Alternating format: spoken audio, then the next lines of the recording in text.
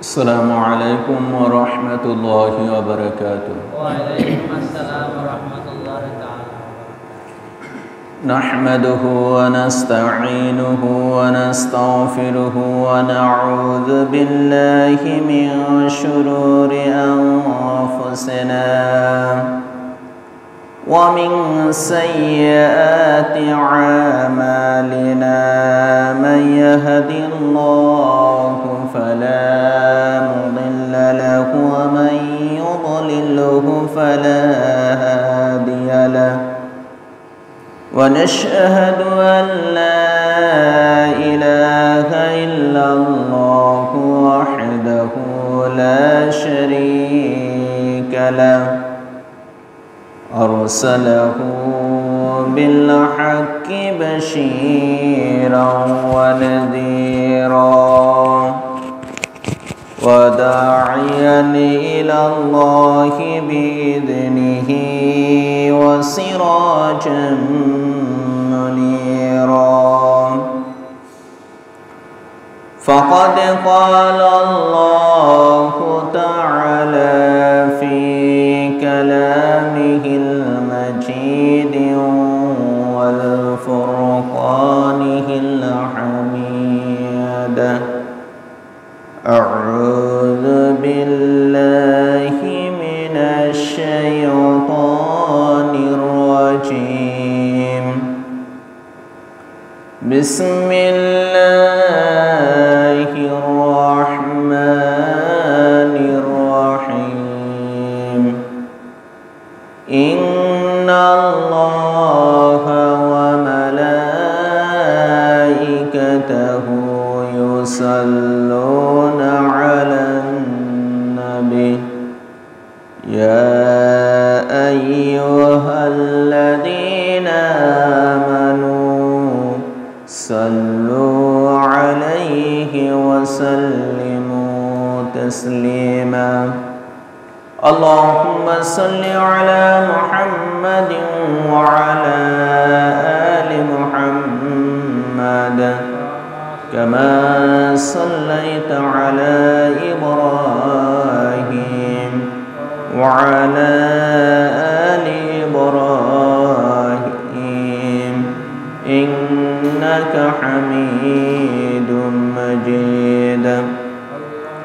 اللهم بارك على محمد وعلى آل محمد كما باركت على إبراهيم وعلى آل إبراهيم إنك حميد مجيد.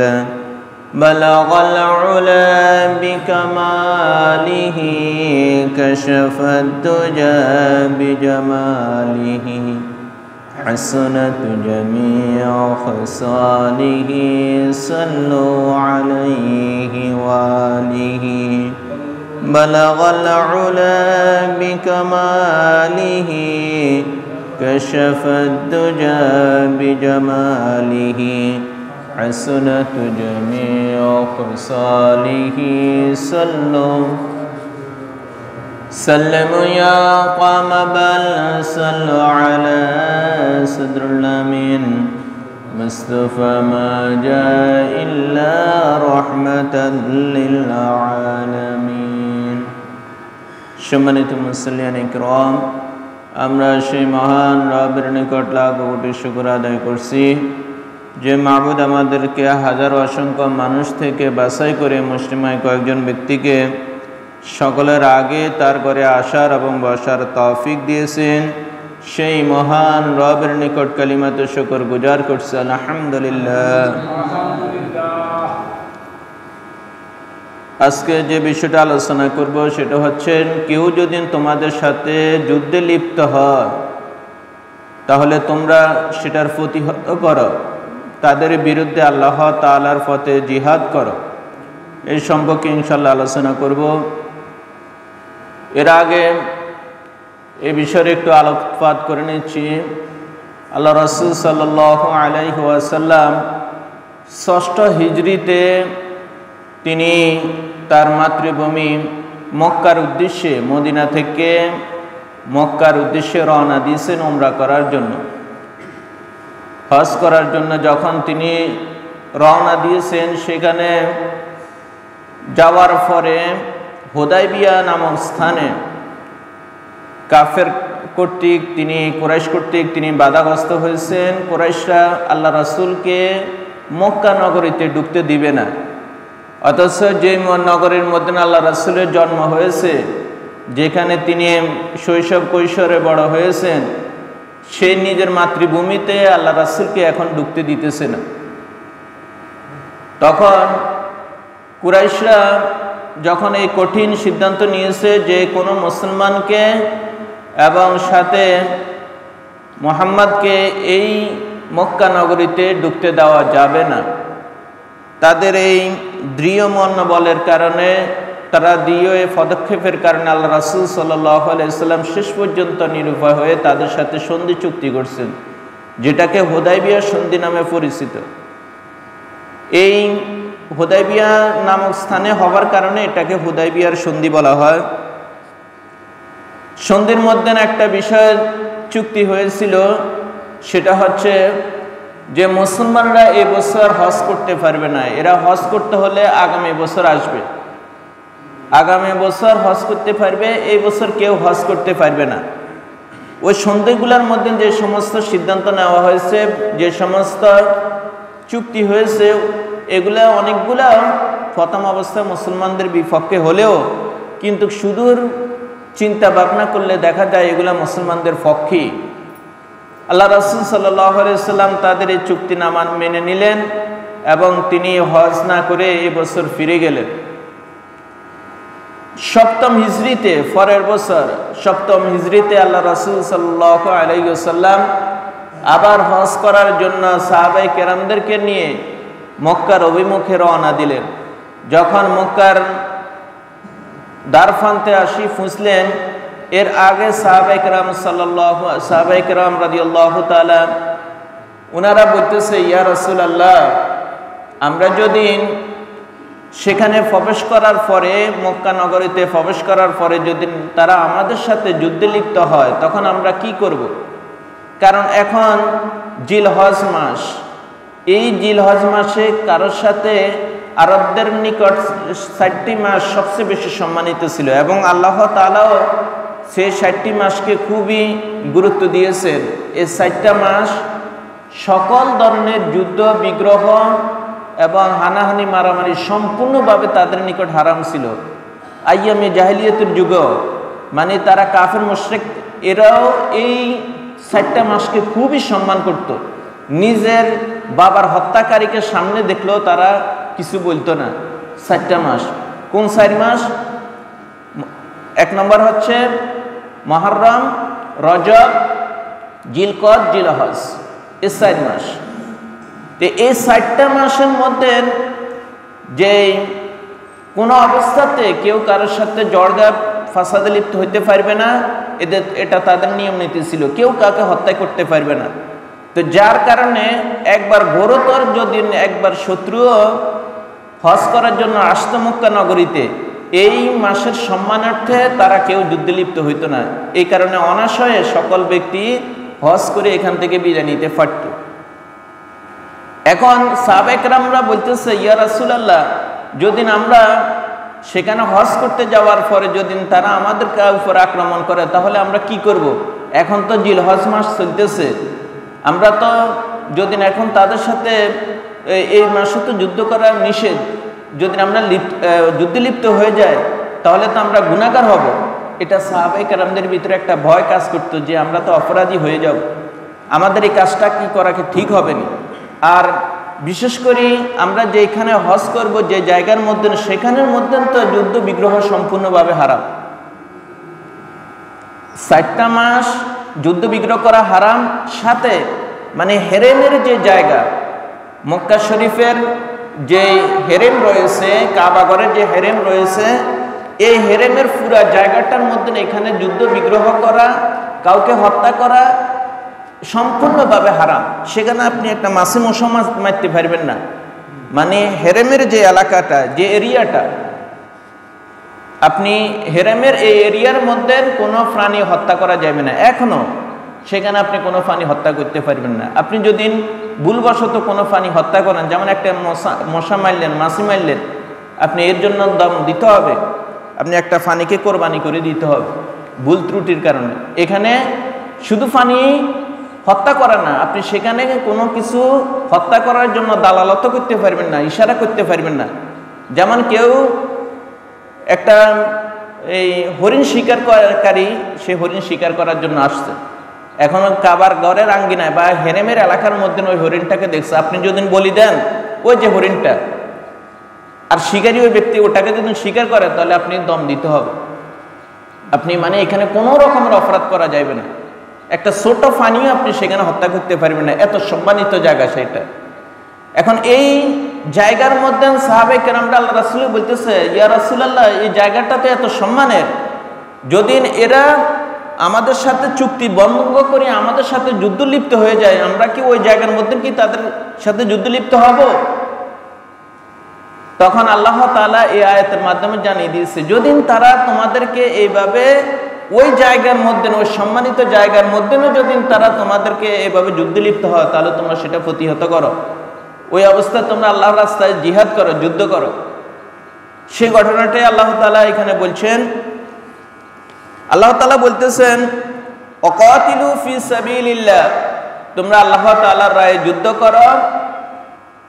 আল্লাযীনা ইউকাতিলুনা, যারা তোমাদের সাথে যুদ্ধ লিপ্ত হইতেছে, যারা তোমাদের সাথে যুদ্ধ লিপ্ত হইতেছে, তোমরা তাদেরকে হত্যা করো, তোমরা আল্লাহ তাআলার পথে তাদের সাথে যুদ্ধ লিপ্ত হও। তবে ওয়ালা তা'তাদু, তোমরা সীমা লঙ্ঘন করিও না, বেশি বাড়াবাড়ি করিও না। বাড়াবাড়ি করার মানে অর্থ কি? মানে সেখানে যাওয়ার পরে কাবার যে এরিয়াটা, এই হেরেমের যে এরিয়াটা, এই এরিয়ার মধ্যে তোমরা নিজে অগ্রগামী হয়ে তাদের সাথে যুদ্ধ লিপ্ত হইও না। এটা এর জন্য আল্লাহ তাআলা বলছে ওয়ালা তা'তাদু, তোমরা সীমা লঙ্ঘন করিও না। মানে আগে বাড়ি যে যুদ্ধ করা, হেরা কিছু বলতেছে না, তুমি নিজে উদ্যোগ নিয়ে আগে যুদ্ধ করছো, এটা করা যাবে না। যদি তারা তোমাদের উপর আক্রমণ করে, যদি তোমরা তোমাদের উপরে কোন রকম হত্যাকাণ্ড চলায়, তাহলে তোমরা যুদ্ধ করো, এর আগে বাড়াবাড়ি করিও না, এর আগে যুদ্ধ করিও না। এই জন্য আল্লাহ তাআলা বলতেছে, ওয়াকাতিলু ফি সাবিলিল্লাহ, তোমরা আল্লাহ তাআলার রাহে যুদ্ধ করো, জিহাদ করো। আল্লাযীনা ইউকাতিলুনাকুম, যারা তোমাদের সাথে যুদ্ধ লিপ্ত হইতে চায়, তাদের সাথে তোমরা যুদ্ধ করো। ওয়ালা তা'তাদু, তবে তোমরা সীমা লঙ্ঘন করিও না। মানে বাড়ি অগ্রগামী হয়ে, সামনে আগে অ্যাডভান্স হয়ে তোমরা তাদের সাথে উজি এভাবে যুদ্ধ করার জন্য যায় না। ইন্নাল্লাহা লা ইউহিব্বুল মু'তাদিন, নিশ্চয়ই যারা সীমা লঙ্ঘন করে আল্লাহ তাআলা এদেরকে ভালোবাসেন না। যারা এভাবে অযথা এভাবে বিশৃঙ্খলা করে, সীমা লঙ্ঘন করে, এদেরকে আল্লাহ তাআলা কখনো পছন্দ করেন না। এখন সাহাবায়ে কেরাম সেখানে এই মনের ভিতরে এই শঙ্কা নিয়ে যখন তারা কাবার আঙ্গিনায় যাইতেছে, আল্লাহ রাসূলের সাথে তারা কথাবার্তা বলছে, তখন আল্লাহ তাআলা তাদের এই ভয় দূর করে দিয়ে তাদেরকে বলতেছে, অকতুলুহুম, তোমরা তাদেরকে হত্যা করো। হাইসু সাকিবতুমুহুম, তাদেরকে যেখানে পাও সেখানে তোমরা তাদেরকে হত্যা করো। এই মানে হচ্ছে, মানে কাবার আঙ্গিনা যখন তোমরা ঢুকছো, এখানে তো হত্যা নিষিদ্ধ, কিন্তু যদি তোমরা বাধ্য, তারা তোমাদেরকে বাধ্য করে, তাহলে তোমরা ওই জায়গার মধ্যে হলেও তাদেরকে কি করো? হত্যা করো। এখন যদি তোমরা সেখানে যুদ্ধে এইভাবে লিপ্ত না হও, তাহলে তো তারা তোমাদেরকে শেষ করে দিবে। এই জন্য আল্লাহ তাআলা বলছে, যদি অকতুলুহুম, তোমরা তাদেরকে হত্যা করো। হাইসু সাকিবতুমুহুম, যেখানে তোমরা তাদেরকে পাও সেখানে তোমরা তাদেরকে হত্যা করবে। এটা এই আয়াতের হুকুম কিন্তু এখন আর নাই, এটা ওই সময় ছিল। মানে যখন সাহাবায়ে কেরাম যুদ্ধ করার জন্য সেখানের মধ্যে গেছে, যাওয়ার পরে পরিস্থিতির আলোকে আল্লাহ তাআলা এই আয়াত নাযিল করে বলছেন, কিন্তু পরবর্তীতে এই আয়াতের হুকুম রহিত হয়ে গেছে। এখন আর সেখানে এগুলা কোনো হত্যাকাণ্ড করা যাইবে না। ওয়াখরিজুহুম, এবং তোমরা তাদেরকে বের করে দাও।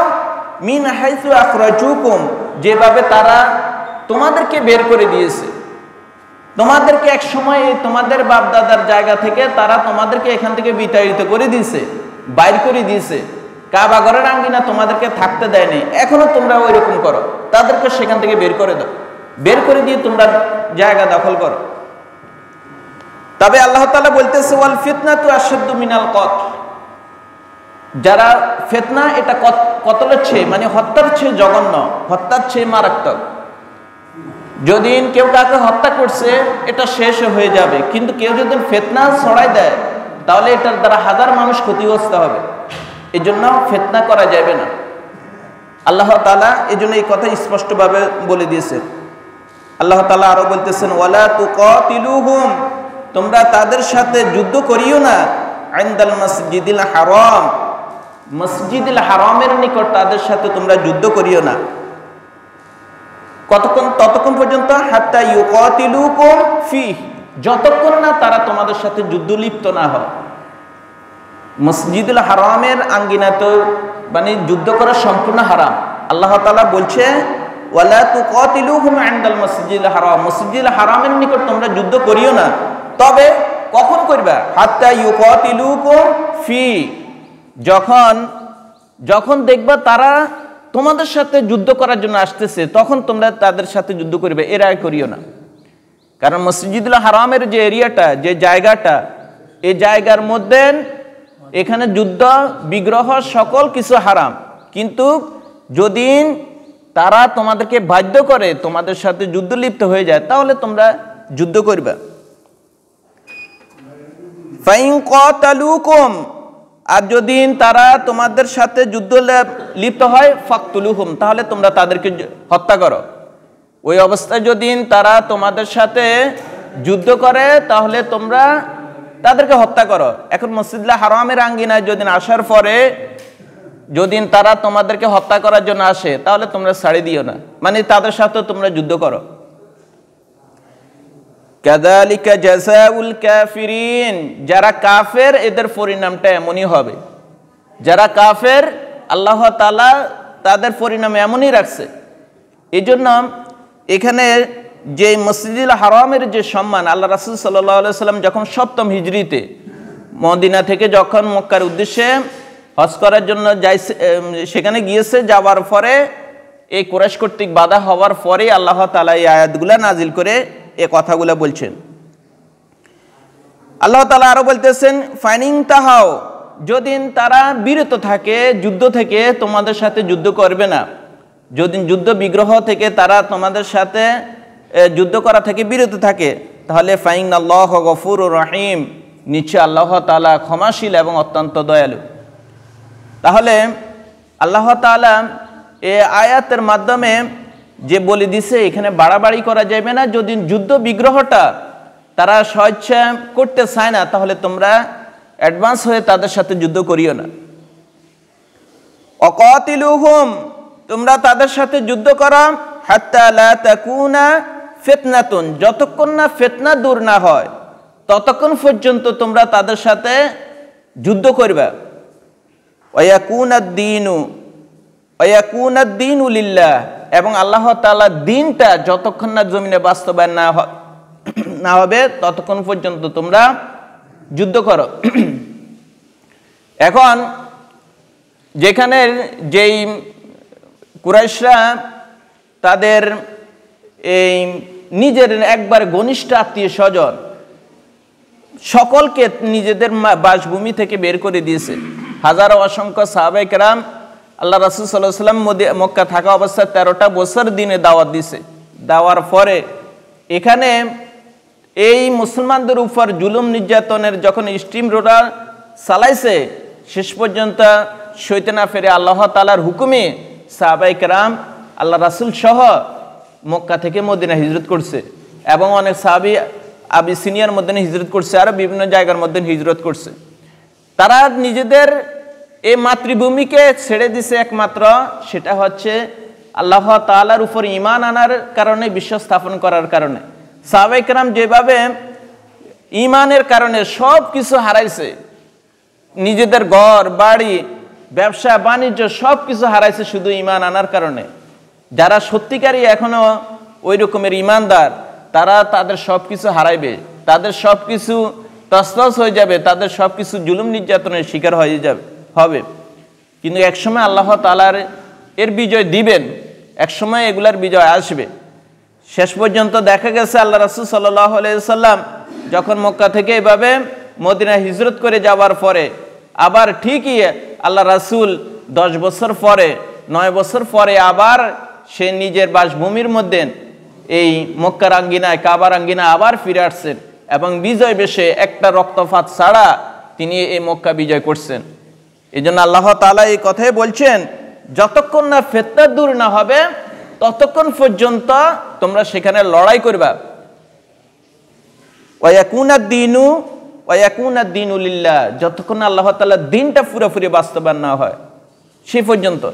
ঠিক বাস্তবেই এই মক্কা বিজয়ের সময় সব কিছু ফিতনা দূর হয়ে সেখানে ইসলাম প্রতিষ্ঠা হয়ে গেছে। ফাইনিং তাহাও, যদি তারা বিরত থাকে যুদ্ধ থেকে, ফালা উদওয়ানা, তাহলে তোমরা যারা জালেম রয়েছে, ইল্লা আলা যালিমিন, যারা জালেম তারাই শুধু সীমা লঙ্ঘন করতে পারে, এরা ছাড়া আর কেউ সীমা লঙ্ঘন করবে না। যারা জালেম, যারা অপরাধী, যারা গুনাহগার, এরাই বেশি বাড়াবাড়ি করে সমাজের মধ্যে ফিতনা ছড়াবে, বিশৃঙ্খলা করবে। তাহলে আজকের আলোচনা থেকে আমরা যে জিনিসটা শিখলাম সেটা হচ্ছে যে আল্লাহ রাসূল সাল্লাল্লাহু আলাইহি ওয়াসাল্লাম মক্কা থেকে যখন মদিনায় হিজরত করে গেলেন, যাওয়ার পরে ষষ্ঠ